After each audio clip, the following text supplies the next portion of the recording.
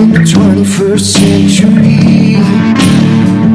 Hard-working people working hard for you and me. Moving higher, time and time again. Through the years you'll find us here. Moving higher. Hello and welcome to Moving Iron Podcast number 186. This edition of the Moving Iron Podcast is brought to you by Dawsontire and Will, your premier ag tire and wheel provider in North America, helping people grow. Tractorzoom, delivering insights, and Dryshod boots, the official work boot of the Moving Iron Podcast. All right, so this week I've got a bit of a round table here. I've got three other guests on here with me. I got Aaron Fennell from 21st Century Equipment. I got Kyle McMahon from TractorZoom and Matt Sullivan from Sullivan Auctioneers on here, and we are going to kind of go back through what happened. When was that? Tuesday the 30th, up there at Sinclair Tractor when they had their big auction up there. And Sullivan's were the auctioneering company that decided to run that thing. And quite frankly, it was one of the biggest events I think of the year, and there's a lot riding on this auction as far as what happened with the overall market. So I'd like to say that a lot of good things happened there. So because of that, so let's just run around the tape real quick and just everybody kind of introduce yourself. So Aaron, why don't you start? Okay. I'm not used to introducing myself. Aaron Fennell. I am the wholesale specialist, used equipment specialist for 21st Century Equipment. I do all the wholesale business for our dealer group and do work with wholesalers all over the country, dealer-to-dealer trading on used equipment. And I also do end-user sales out of our territory. Everything I do is phone and internet, so it's pretty fast-paced and anywhere but here type of deal. All right, Kyle. Yeah, Kyle McMahon. I'm the founder of TractorZoom and Iron Comps. TractorZoom is a search engine of over 420 auction companies that advertise their sales, and then we track the market using our Iron Comps product and software that tracks the health of the auction market and allows people transparent price information, what's going on in the machinery world. And Matt, go ahead, buddy. Yep, Matt Sullivan, one of the co-owners of Sullivan Auctioneers. Auction company, been in business about 40 years, family owned, and correct, we have the auction for Sinclair Tractor here this week. Okay, so whenever I see an auction like this come around, I kind of get a little bit of a pit in my stomach about what's going to happen to the market after it gets done, right? And with the current situation that we saw happen with COVID-19 and commodity prices and everything else, in my opinion, and everybody else kind of chime in here after I give my 2 cents here, but my opinion was Tuesday would have been a win if everything would have just stayed the same, right? If the 2012s and 2014 model combines brought what we had been seeing them bring at other auctions, and really hadn't had that much inventory out there on the 2017, 2018, the later model lower hour stuff. Didn't have a lot of stuff out there, so kind of the way I was looking at it is if we could be in that 250 range, I felt like that was going to be a win. And not only did we maintain all that, it actually went higher than what I was even going to guess that it went. So I kind of said beforehand that we were going to see. I wasn't really worried about it falling off or anything like that. I was more worried about the consistency of the numbers, and I think we saw that. So Aaron, what was your opinion of that sale, and kind of what did you see out there happening? Well, first let me say I thought it would be a win if all the combines actually sold and didn't go to scrappers. So it was a pretty good win as far as that goes. Because combines weigh a lot, but they don't weigh that much. Yeah, when you see that many combines and that many of virtually the same combine on a sale, you just absolutely get a shiver, And it's more of the sky's not falling today, but it's going to be on this exact day type of thing. in the used equipment world in general, especially the combine. I didn't follow it real close during the auction. I jumped on a few times throughout the day and looked at where stuff was at, and I was shocked. The first time, I think the second time after quite a bit had sold, I jumped on there and I had to refresh my screen about 3 times, so I thought, there's no way. And then I got down to, like some 12s and stuff, and I was like, all right, well, they did it again. Good job, boy. Yep. Kyle, from what... Don't tell Dan that, Matt. That was all you. It wasn't him, just so you know.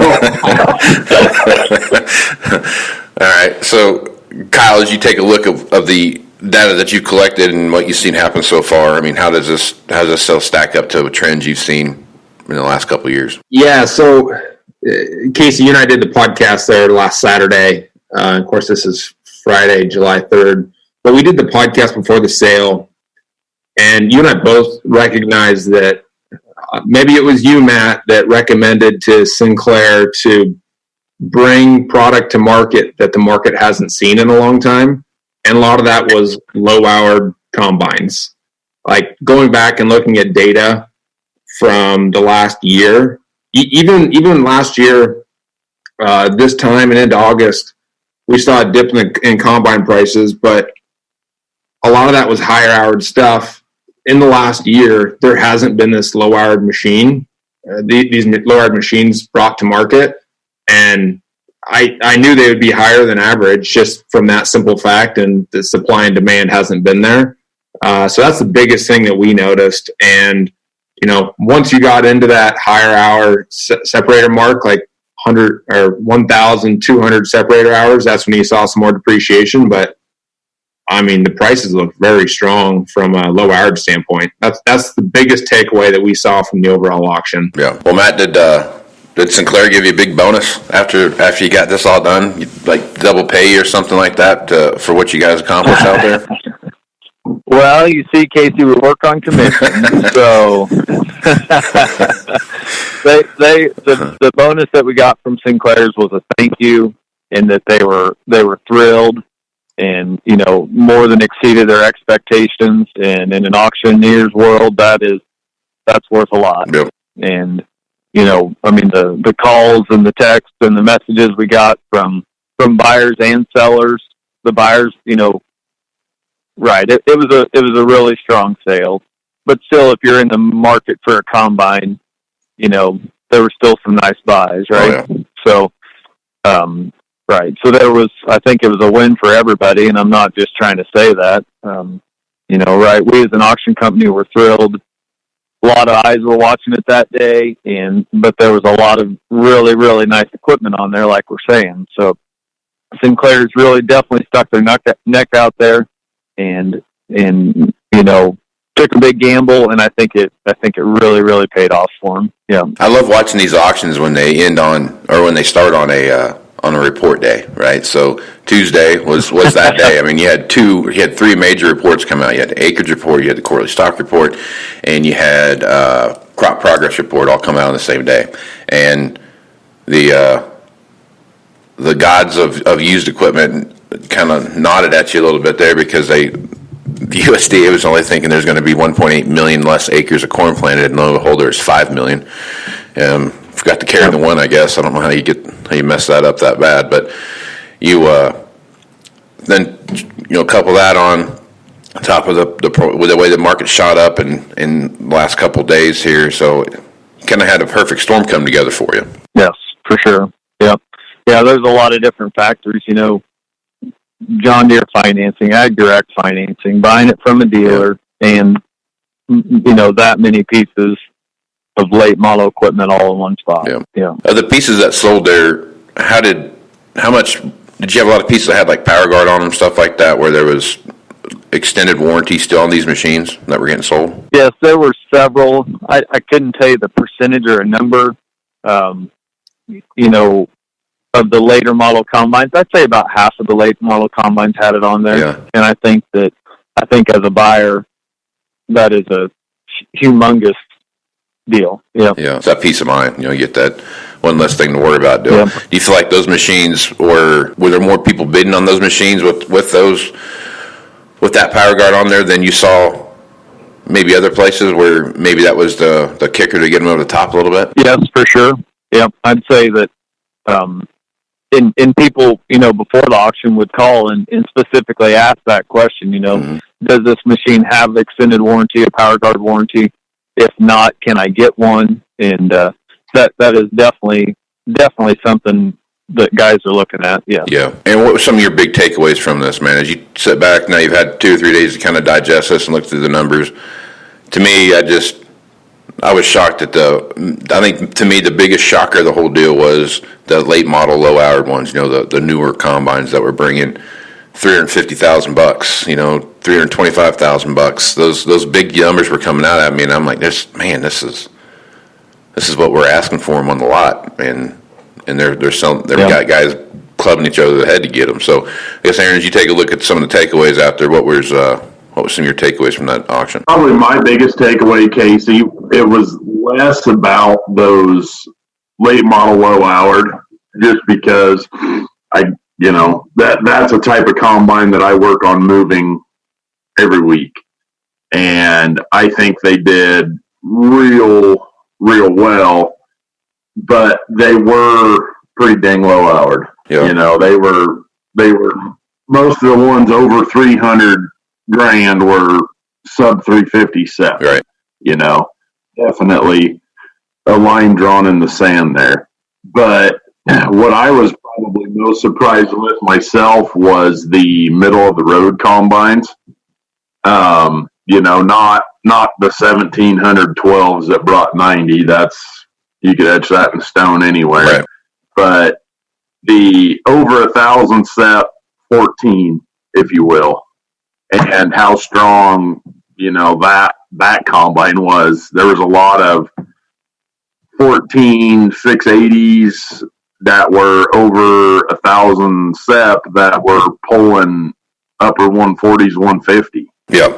And that was a shock too. I saw that. I was like, holy crap, man. Yeah, that was the biggest holy shit out of the whole thing. And I really didn't see anything soft at all.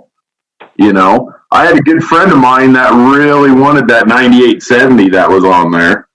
And we were talking, he's like, what, you tell me, what should I do? I said, all right, 80 less repairs. It brought 111. Like, holy cow. Yeah. And what it kind of reminded me of, like you were saying, Casey, the perfect storm thing is just like that South Fork auction a few years back. All of this late model, low houred stuff in one day at one spot. How bloody is this going to be? And it was, holy shit, let's have 2 of these. Let's grab some more. Keep going. What else you got? Yeah, right. I was watching that in Chad's office, and I was down there for some training down at HQ for training, and there was I was watching those 14s sell across the thing, and he said, this one brought 140. I was like, no, it didn't. So we can't have a hard time getting guys interested in those machines at any hour range. So just to watch those things sell like that was pretty impressive. Kyle, if you take a look at what was going on from an hour standpoint, so one thing I love about TractorZoom is the data that I can get out of there and how you can kind of track the ups and downs and the ebbs and flows of what you see happening there. And there is a line in the sand, and it was pretty evident on this auction. If you take a look at the stuff that had less than 500 hours on it, separator hours on it, the premium that it got, and then once you got over that 500 hour range, there was a drop off in value, and then when you got past 1,000 hours, there was another drop off in value, a significant drop off in value. Somewhere in the case is almost like 20%. If you look at some of that stuff, there was just a pretty consistent drop when you got to these certain hour ranges and above.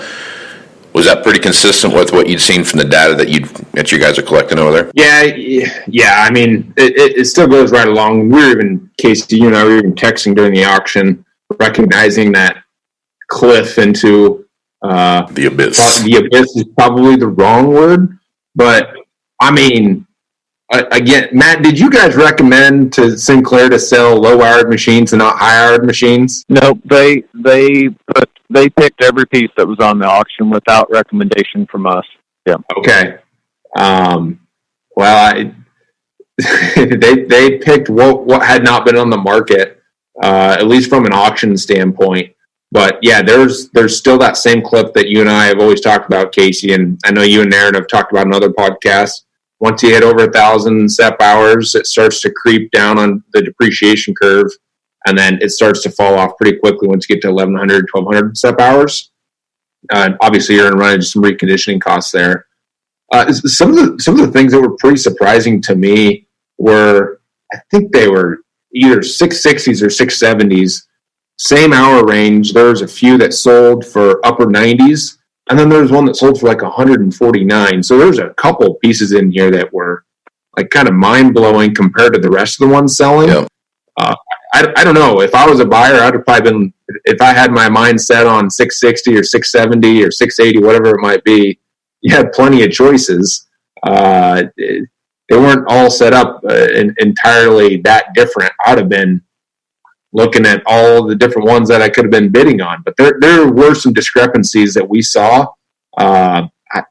Maybe a guy knew John down the road had it, and he waxed it every night, and that's why he's willing to pay for it. But there's a couple of things that were just head scratchers, in my opinion. Matt, when you were looking at this sale compared to the sale that they had 2 years ago, kind of what was your takeaway from those two sales? Did you notice any big differences, or did you see some similar patterns? I'd say some similar patterns. Times were different, obviously, but still, it was end users buying for the large majority.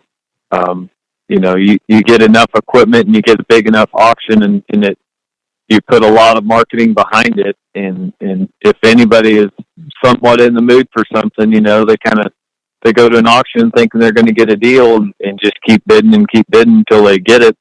And, I think you just make it a big enough event. It gets everybody interested, and everybody's there, and they just feel like it's the right thing to do. Yep. How many bidders did you all have on that sale? Yeah, so there were real numbers. There were 1,255 registered bidders for the auction from 46 different states and from 7 different countries. Wow. Okay. Now, if you take, Did any of them go out of the country? Yeah, not a lot, but there were definitely pieces sold out of the country. Yes. that was my next question then. So what was the mix? How much of it stayed local and how much of it went, 5 states away? Yeah, so I don't know if I could tell you that number. We should have left Mark on there. He could have told us. Definitely Iowa, Illinois, Missouri, and Indiana were the top. Were the top 4 states. So it stayed pretty local then. I mean, it didn't. I'd say it stayed pretty local, right? But Mexico, Canada, Tennessee, Nebraska, New York, South Dakota, Florida, Colorado, Michigan, Ohio, Kansas, Pennsylvania, Wisconsin. Yeah, we're the top ones. Florida, they must have been the Navy buying those combines for that self-propelled anchor program. I got them hitched on, so they're getting closer. It's getting closer. That's right. Right on. That's funny. Yeah, so there were about 250 lots, and of those 250 lots, there were 197 different buyers. Oh, okay. Wow. So that just goes to show that it was 1.3 items or whatever that comes out to, per person. Yeah. All right, Aaron, I'm taking a look at the market now, and I'm thinking, okay, so these big auctions come around, what happens? And sometimes they're just a blip. Like South Fork, a good example of that. It was a huge day, big money, and the market didn't follow through with any of the uptrends. We were also sliding into the abyss rapidly at that point in time, but it was very, very rapidly.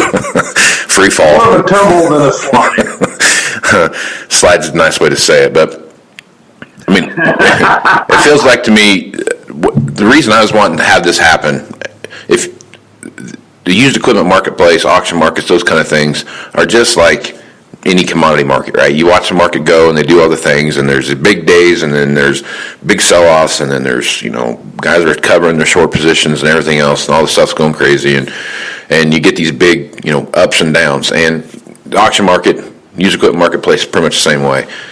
The reason I was hoping that everything just stayed the same. Didn't go up, didn't go down, just stayed the same, was to solidify where we're at in the marketplace, and that we've hit that solid part at the bottom, and we can start working our way out.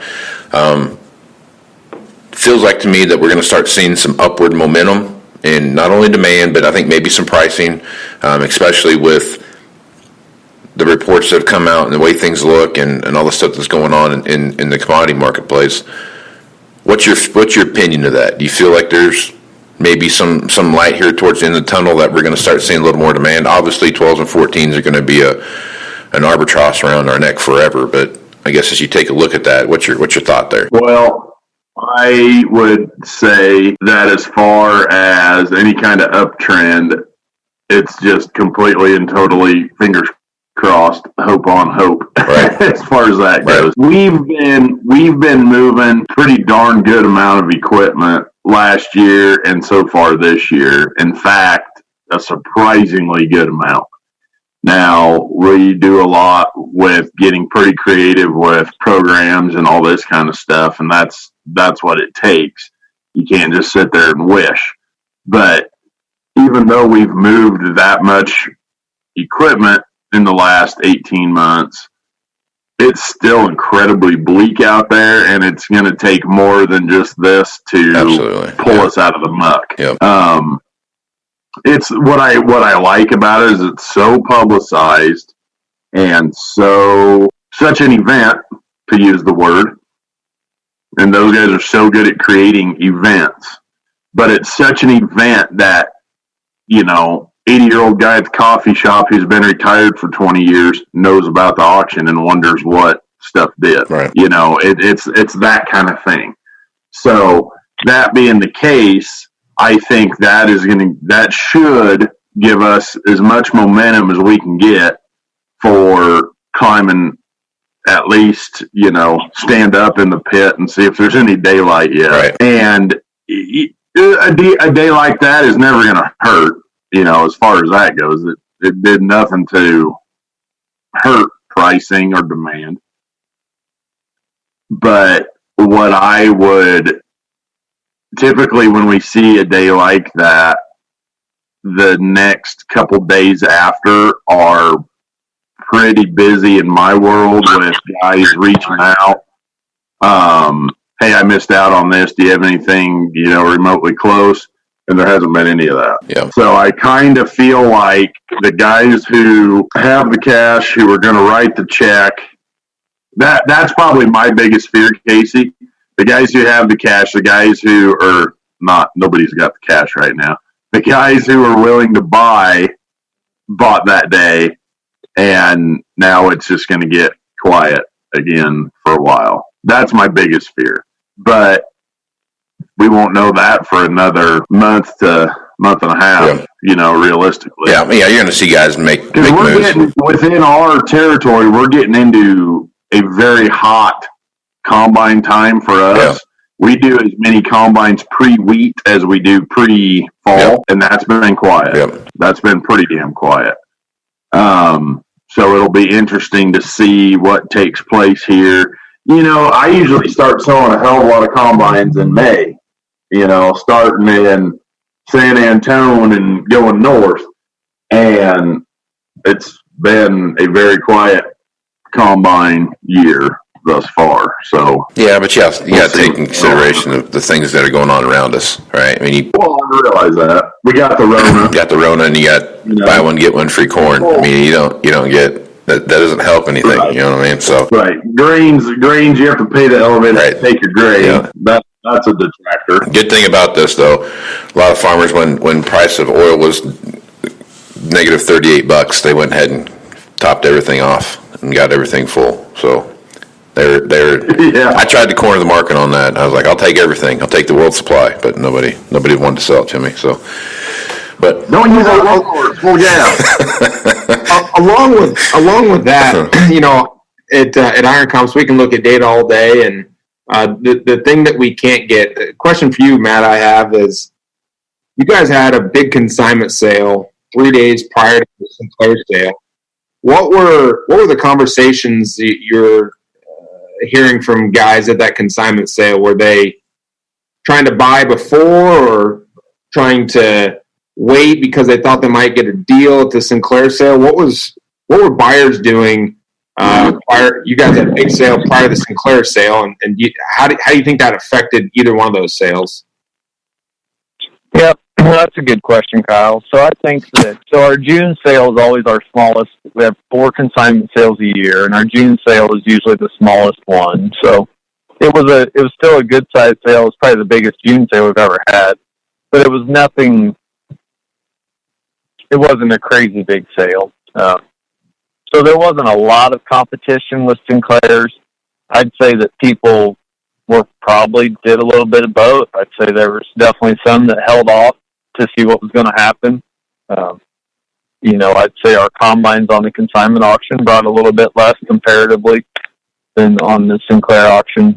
But with that being said, I thought we had some 8Rs that sold just as good or a little better. So I think that probably on the combine side, maybe they held off a little bit. Tractors and the other equipment, I don't think it made any difference on. Yeah. Okay, so the other part of this that makes the equipment side of the business very important and makes it move one way or the other is the overall inventories that are out there. There's still quite a bit of inventory out there floating around. Kyle, you and I, and the podcasts that you and I have done have been more than evident when you start looking at what's out there. So, Matt, as you take a look at your docket coming up, I mean, how full is your schedule, and how many machines are there out there that you guys are looking at selling?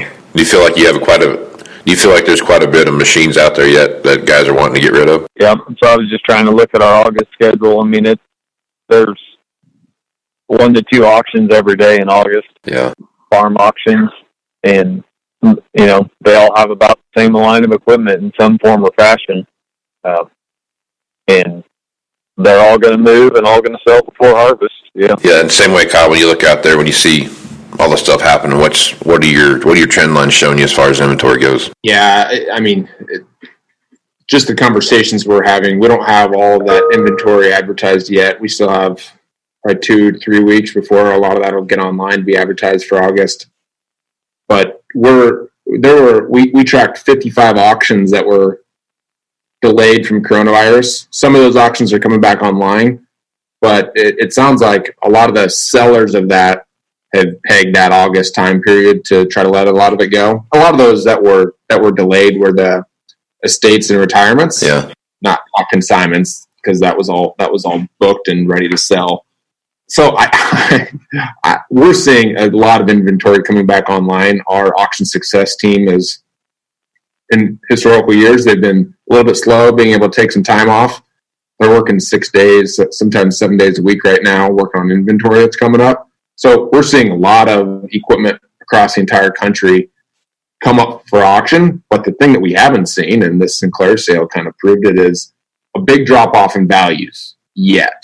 But as you and I were looking at depreciation curves and when's kind of the best time to sell, historically it's always been before a peak machinery sale, because people are trying to sink their teeth in and buy the piece that they see, maybe before others have come up for auction, and prices are usually a little bit elevated on the front half of a big auction month. So time will have to tell what happens. But we're seeing a lot of inventory come online. Yeah. Well, Matt, let's talk about what Sullivan has going on here for a while. When you guys, I'm pretty sure your July's packed, and it sounds like your August is getting more and more packed, and through the end of the year. Talk about some of the bigger sales you see coming up in July and August. Yeah. So once again, just a lot of farmer retirement sales in the state, farm auctions. We'll have another consignment auction there at Hamilton on our lot, August 27th and 28th. And it looks to be like it's going to be a humongous sale. We also have our big collector car auction coming up the first of the week, July the 6th, 7th, 8th, and 9th. That draws a lot of attention, kind of fun to switch it up every once in a while. Yeah. I think, Aaron, do you ever get that catalog and look through it? Yes, absolutely. There's a custom harvester auction in Southern Illinois on July 14th. Some really nice equipment. And then once again, Indiana, Iowa, Illinois, Missouri, Colorado, Kansas, we have them coming up over a large area in a really nice line of equipment, lines of equipment. When are you going to be able to open back up the live auction thing? Have you got any word from that yet? Or are they still kind of up in the air on that? I'd say up in the air on it. I'd say we're going to probably, at least through August, be online only. And, started in March like everybody. And Kyle was talking about postponing sales, and basically we didn't postpone a single one, and they've all been better than expected. We were lucky to be in the situation that we were prepared to do it and comfortable with it and hit the ground running, and man, has it been unreal. We'll go back someday. There's no doubt about it, but there's also going to be sales that are online only that, I don't know what the percentages are going to be when it opens back up, but it's going to have lasting impact on everything we do, for sure. The one thing I like about Sullivan is it's always been the fact that you have the live and the internet bidding kind of smashed together, and you kind of get the absolute best of both worlds there. Through all of this kind of stuff that we saw happen here with the coronavirus, how's that changed your mindset and platform at all? Have you stepped back from that and said, hey, we're going to maybe this online thing only, kind of have that fast? I know you have that part of your business that you've been working on. How's that changed your mentality a little bit about how you guys approach auctions now? It's changed it a lot. I don't think any of us know what to think of it, though. Yeah. Right. My whole life we've been in the auction business, and that's what we've done, live auctions. And in the last 20 years with internet bidding, and it's worked really well, and we're proud of what we've done and the hard work and effort we put into every single sale that we do. And right now we're made a humongous change, and we're still getting the Sullivan results that we get plus more. Averaging over 200 more registered bidders per auction than we were with on-site and online bidding. Yep. I think we're still trying to comprehend it and still trying to figure it out. And I think we're all as in shock as everybody, and don't even know what to think of it, Casey. But right, I think we're not selling our auction trucks. We're not saying we're going online only forever. Right. But there'll be instances where it might have been an on-site plus online bidding, and the farmers are actually loving it. You don't have to worry about the weather and people tearing up your yards and coming on site. If you can still get the results and go online only, I think people are really starting to like it. Yeah. Well, one thing about the whole coronavirus thing, it's made people think differently about how they approach their business and what they have going on, for sure. So, well, guys, I think this has been a great conversation. Aaron, Kyle, Matt, any of you guys have any last thoughts you want to throw out there before we close everything down? We don't. If anybody's looking for a combine, I know a guy. All right, Brandon. I figured you were just going to have an auction after that. We know an auctioneer here. No, a guy who knows a guy. That's right. All right. Well, I had one more stat that I was going to throw out there. I know everybody probably sick of stats, but so on the combines on the auction, so each combine, the average bids per combine were 275. Wow. And the average number of bidders per combine were 29. So each combine averaged 29 different people bidding on it, with the average of 275 bids per combine. wow. So almost 30 guys per combine, almost 10 bids per guy. Correct. Yeah. Now, how much different is that than what would have been on site and online? That's good. I can't answer that, Kyle. It's a good question. Yep. Crazy. Need to find that out. Yep. Well, nonetheless, you guys did a great job, and Bob Sinclair and the guys at Sinclair should be tickled pink about the outcome. So congratulations to you guys over there at Sullivan for what you got accomplished. Thank you very much, and thanks for having us on this podcast. I really appreciate it. Hey, no problem. My pleasure. All right, Aaron, people want to reach out to you and figure out how to get some of these super sweet deals that aren't selling on the Sullivan sell? How do you do that? Half of them are probably cheaper than that. I'm fairly active on the Twitterverse at Aaron Fintel, or you can call me, text me, 308-760-1193. Right on. Kyle, how do they get a hold of you over at TractorZoom? Go look at all the auctions coming up for sale at tractorzoom.com.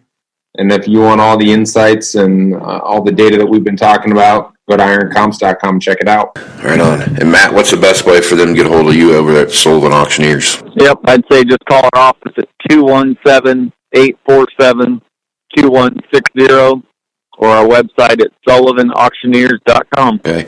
And what's your social media handle? Is it Bid at Sullivan, right?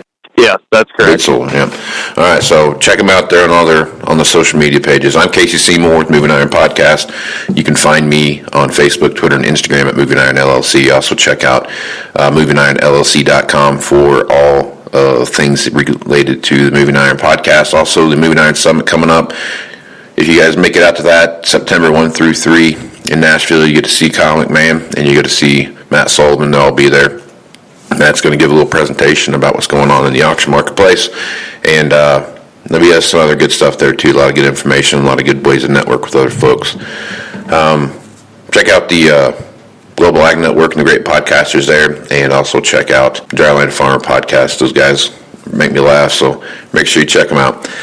So I guess with that, I am Casey Seymour with Kyle McMahon, Aaron Fennell, and Matt Sullivan. Let's go move some iron, folks.